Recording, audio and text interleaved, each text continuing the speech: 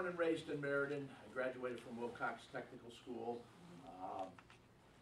And I'm pleased to have some of my family and friends here for this. And we've been talking back and forth about how can they get involved and how can you make a difference. And when I saw the notice for this on our John Birch website up in Albany, I notified them, and so I'm kind of proud that they're all here today. So thank you, my brother and my sister-in-law and friends.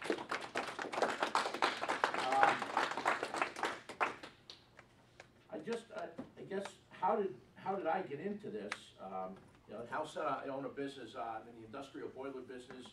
I'm pretty familiar with all this green technology. It really does not have a whole lot of scientific basis. It's really something that even we've gone ahead and proved that there's no scientific basis. It doesn't stop the people that are pushing the program to continue. It's a great basis for this Agenda 21 program. I was pretty discouraged in 2009, the way the business and things were going in the country, and my wife asked me to go to Washington with her in March on September 12th. And there were 2 million Americans there, I guess. It was tens of thousands. Pretty much an elixir for me. And I decided to come home and try to find out, you know, why smarter people than me and a lot of those people that were there couldn't straighten out the problems of the country. So I got involved in some of the patriot groups, and I found my way to the John Birch Society. We attended some of their meetings. We had heard they were kind of a bit of a radical group. We heard a lot of bad things. There was a very aggressive chapter in my town. You know, I was asked to go to meetings, I wouldn't go. And we started going to a couple of their presentations. What they were presenting was very solid, very sound. We didn't hear anything about the things we were told about the Birch Society. So we investigated. We had Hal come and do a couple of meetings in our business for some of our local residents. And we decided that we wanted to open a chapter in our town because the information is very, very accredited. We don't put out things that are supposition or anything. The Birch Society really does a good job in identifying and making sure that they put out accurate information. So that's my plug to the Birch Society here today. I want to ask a Delphi question here. So I'd like to see a show of hands. How many people think there's something wrong with our government?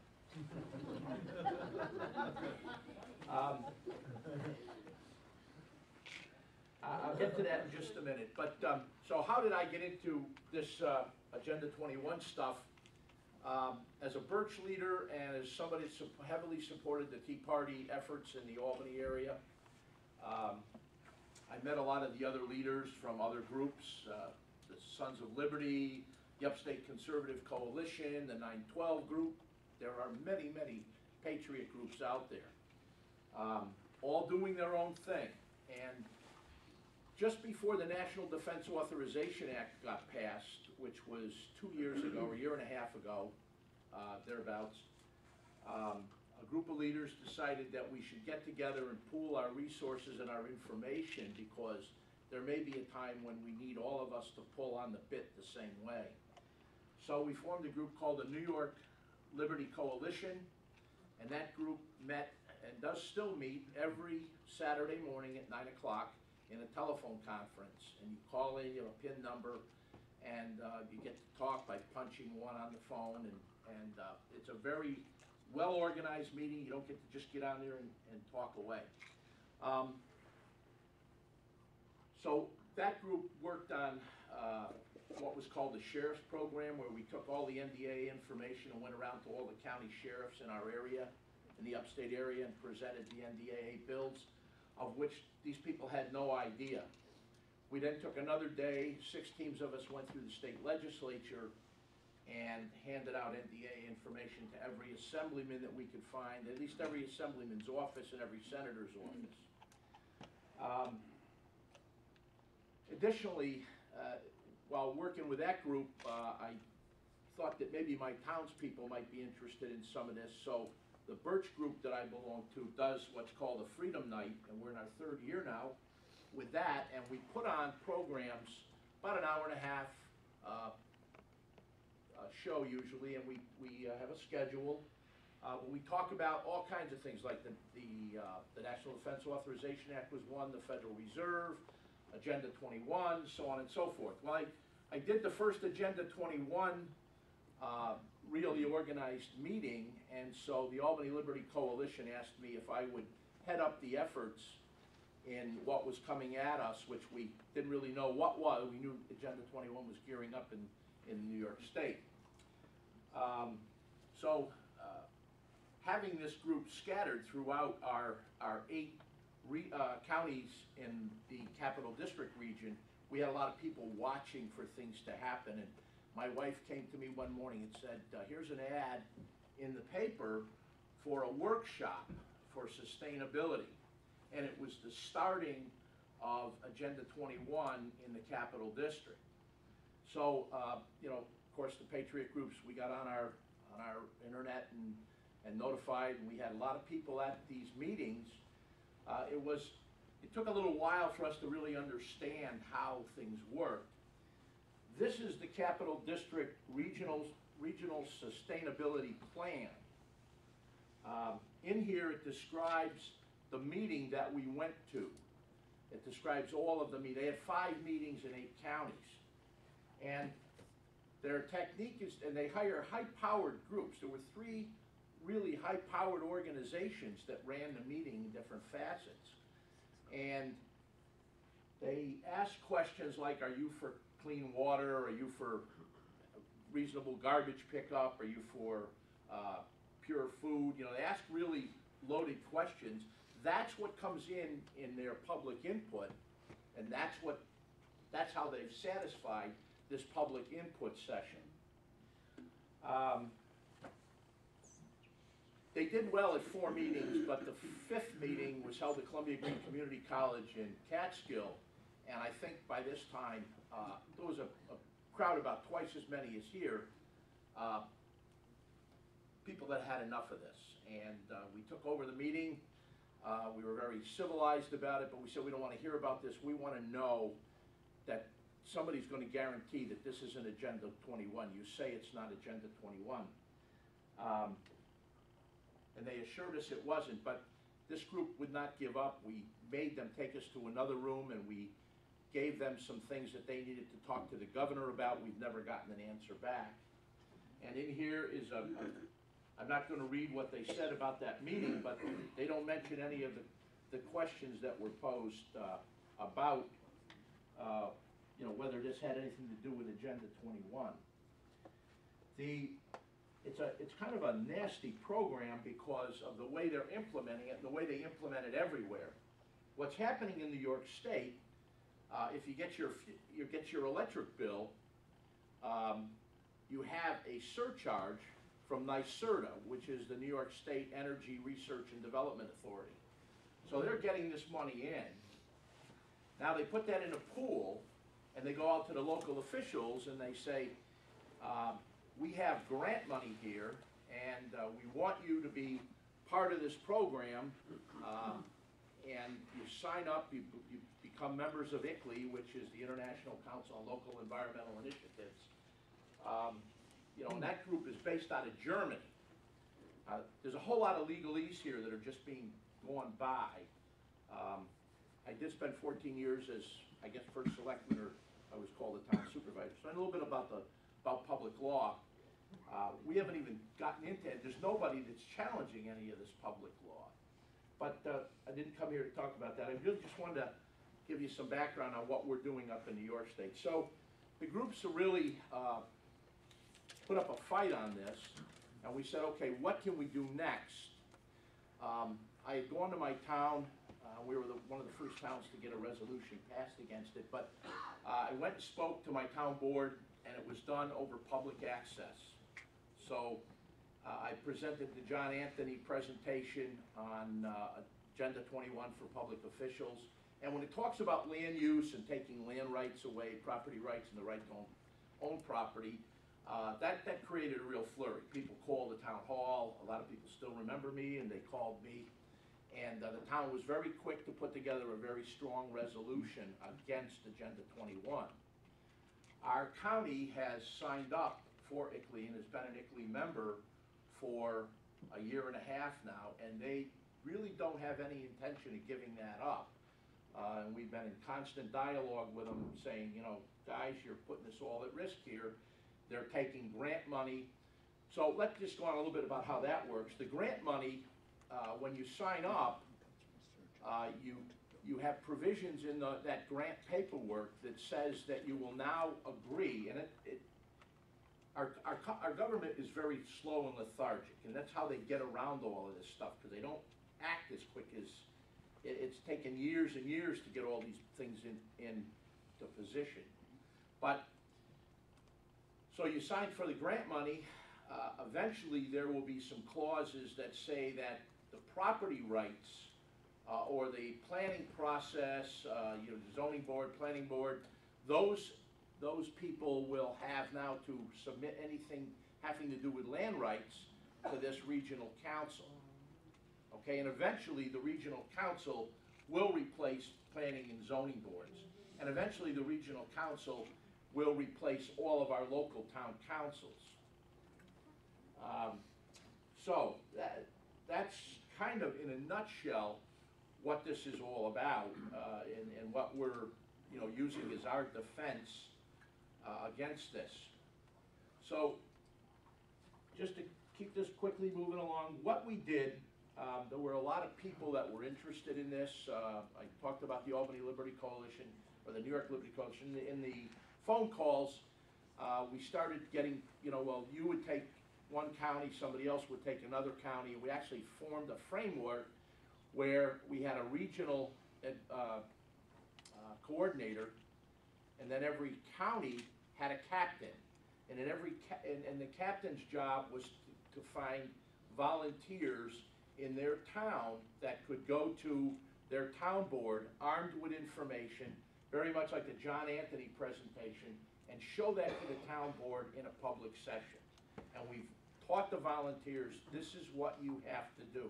You have to get it in front of people in a public session, because, let's face it, as soon as people think their property is at risk, something's going to happen.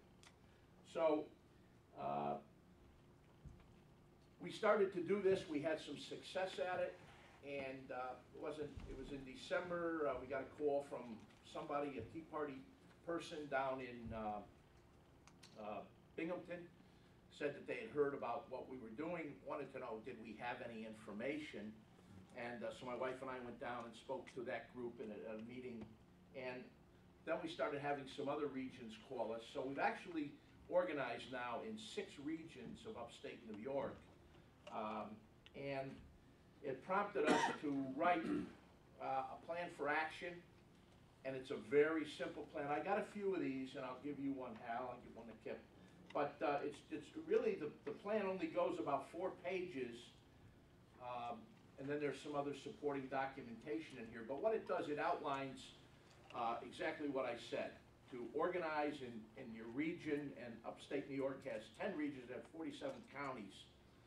So we have, the attempt is to get the rest of the regions organized, get captains in every county, educate those captains. Myself and several others are doing training across the state, and we're teaching people how to go and approach their town board, ask the questions, don't take no for an answer, be polite. We arm them with the ammunition they need. And so this morning, we meet regularly. We meet once a week on a conference call. Starts at 9 o'clock. It's a very short business meeting. We don't listen to any rhetoric. You just read your report, what you've accomplished. And this morning, I have to say, we had a great many towns have come forward or passing resolutions against this, so we're getting the word out. So I wanted to come down today, share that with everybody here, because I think from my Freedom Nights, I've had people that say, I'm so discouraged, I don't know what I can do. Well, I have something you can do. You know, sign up, join on, do something, you know. We have volunteers that make these plans up, that print all our literature. There's lots to do, and hopefully, you know, you people down here have some structure, so, you know, hopefully, you know, maybe you, I don't know how far along you are with your resistance, but that's what's happening in upstate New York, well, actually all of New York, so I guess that's really what I wanted to say today. If there's any questions, anybody got anything they want to ask, happy to take questions for a couple minutes. Yes, sir. You know, New York is almost like two different states. The state of New York is almost more rural, less collectivized. You know, you probably have more success there. But when you get into the New York City area, you know, the lower part there, Staten Island, I think that would be very difficult to deal with areas like that. Well, on the call this morning, the two ladies that handled the two regions there, one handles Long Island region and the other handles the lower Hudson Valley. They talk a different language than we do, and you're absolutely right, very heavily controlled by people that are in favor of plans like this. So they've got their work cut out for them, but there's still patriots down there. If anybody's heard of Saul Alinsky, okay, Saul Alinsky said that a small group of well-armed, well-informed, aggressive people will always beat a slower, lethargic group. So, you know, that's our motto. We're not going to lose this fight.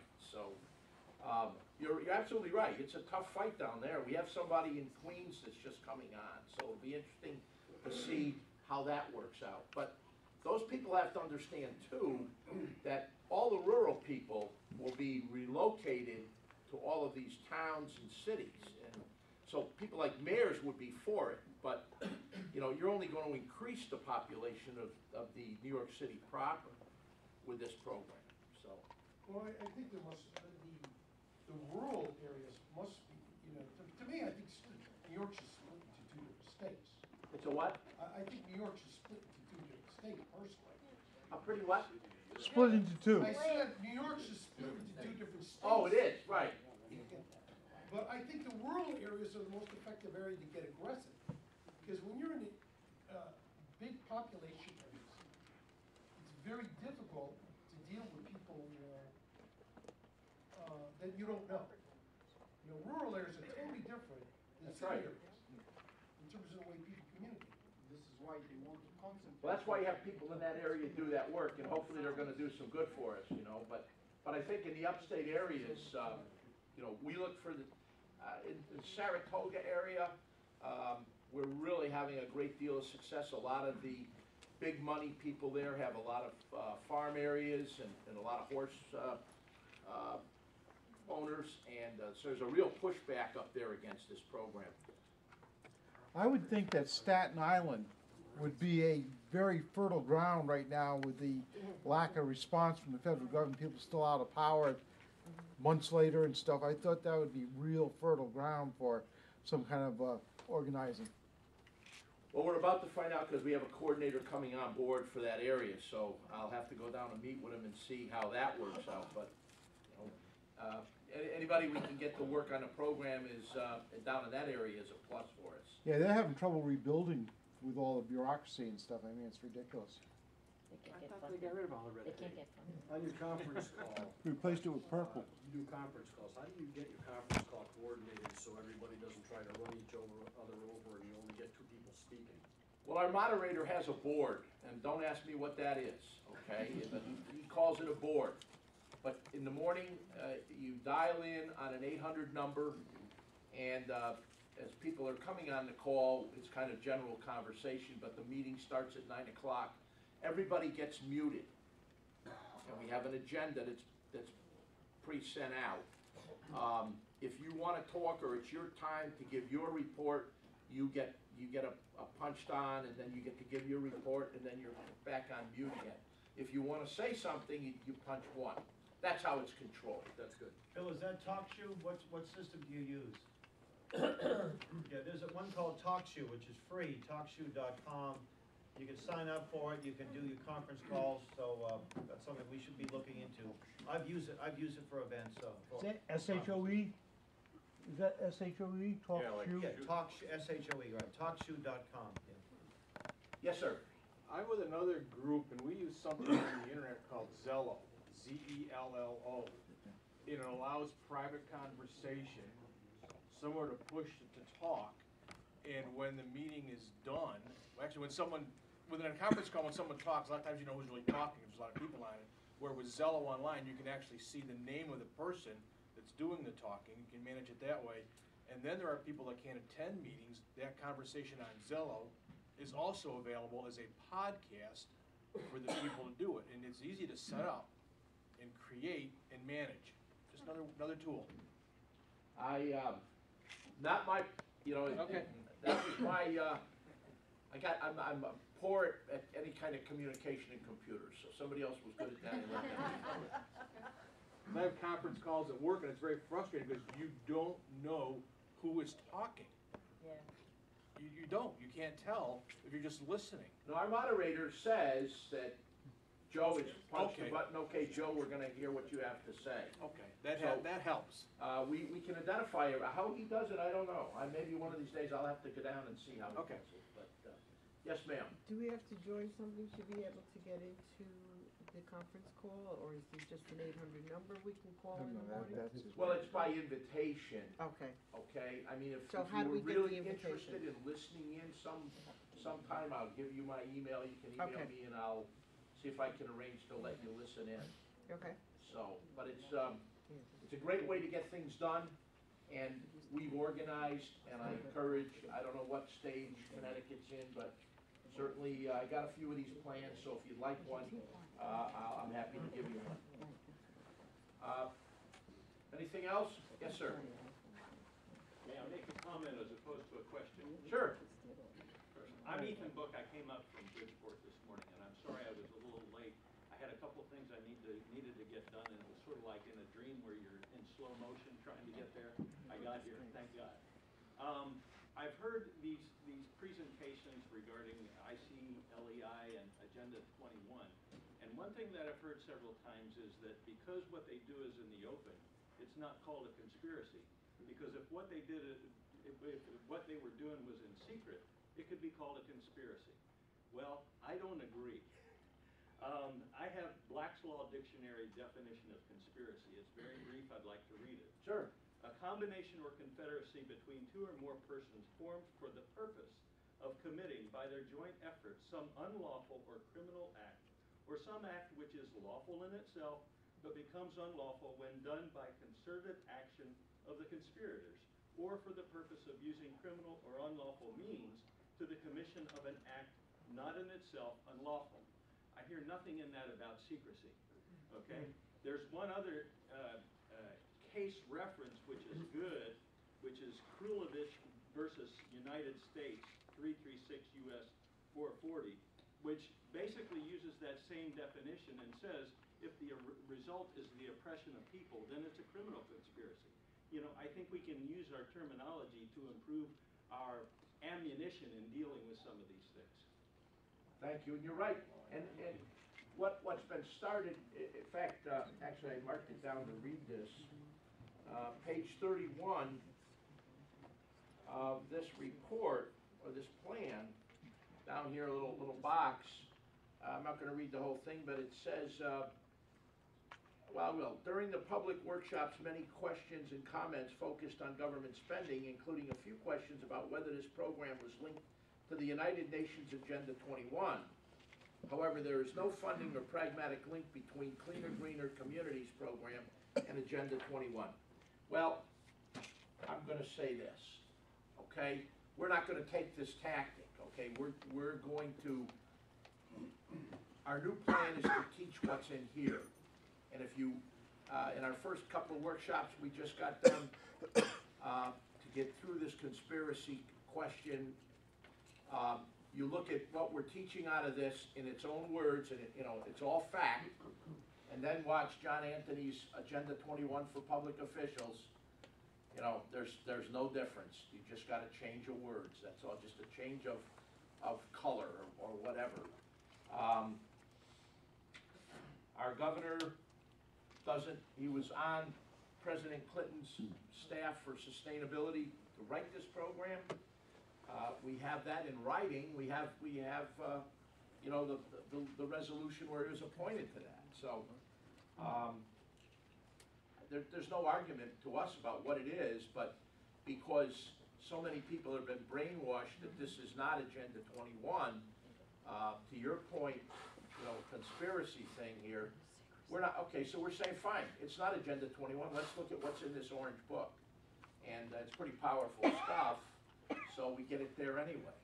But it's a tough program, and you need to know, if you don't know about Agenda 21, there's, Hal Shurtleff has the Agenda 21 for public officials up here for $1. It's the basis of our defense when we see public officials. $2. $2, it just went up a buck. It's tax, right? So, one more question. Well, we wanted the case number that Ethan said so quickly. Do you have that case number, Cecil, there? Yes, I do. It's Kulovich versus United States, 336 US. Can you start again? 336 US 440. Spell Kulovich? K-R-U-L-E-W-I-T-C-H.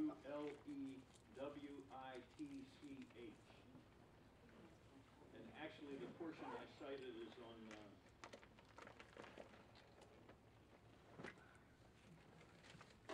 it's footnote 4 of the case.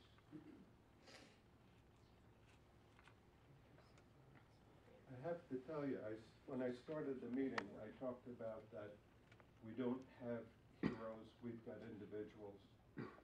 We have a hero in our midst. Bill, thank you so much for what you did.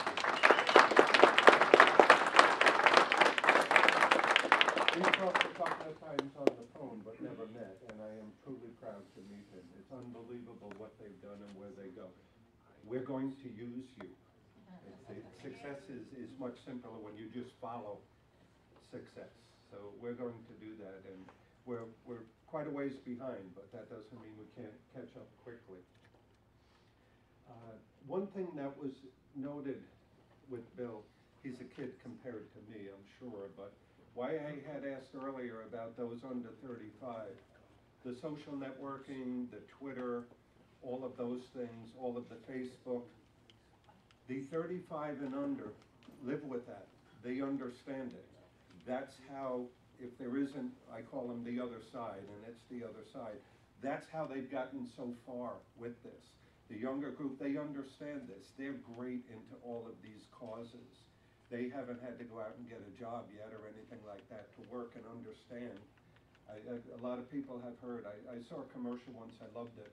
It depicted a whole bunch of young kids coming across like a warehouse floor, and you could see they had their paychecks in their hand, and they were so happy with that. We got our first paycheck, it's great. And one of the girls on the end is looking and stopped, and she said, "Who's this guy FICA? He stole my money." It's part of that. We've got to get the young people involved with it, not just us. We don't necessarily know how to use all of these tools. Like We're as a trying friend to. of Italy. There you go. One of the things talked about how had alluded to an individual. I put a new cover on the name of the book. It's the how-to book for understanding and fighting Agenda 21. But the actual name is Behind the Green Mask, Agenda 21.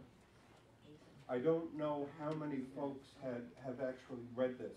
You have to get it. You have to read it. I was going to say I'm ready to loan it out again, because if one person reads one of these materials on education, it's a shame. It's failure. You have to keep passing it down. But I want to read this again and study it. This is the framework depicted on how they do it, the tools that they use, and also how to defeat them, the step by step. It's a phenomenal book. Who publishes it? They're available in the back?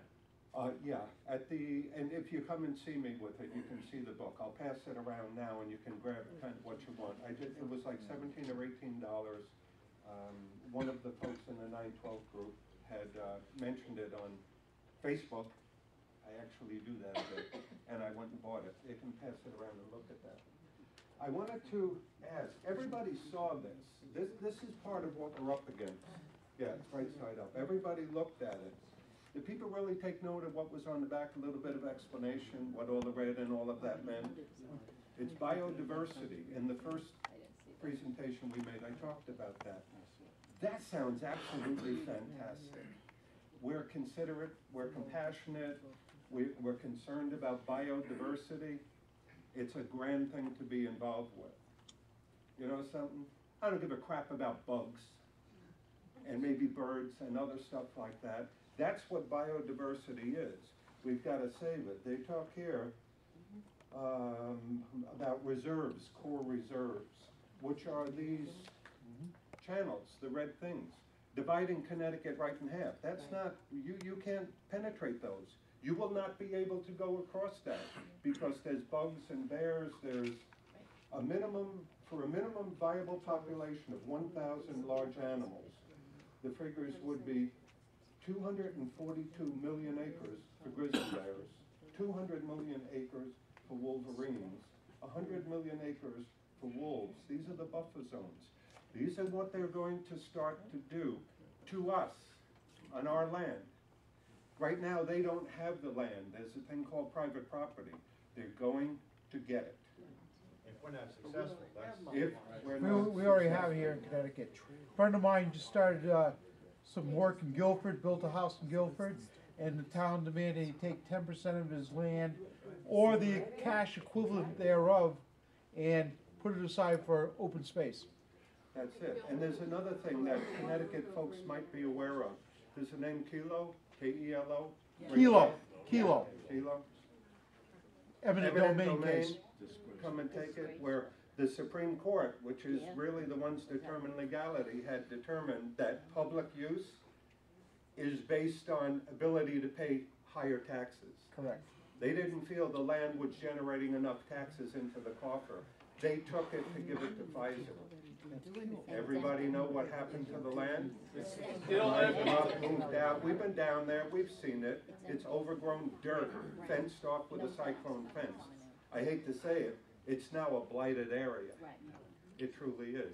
These are happening to us.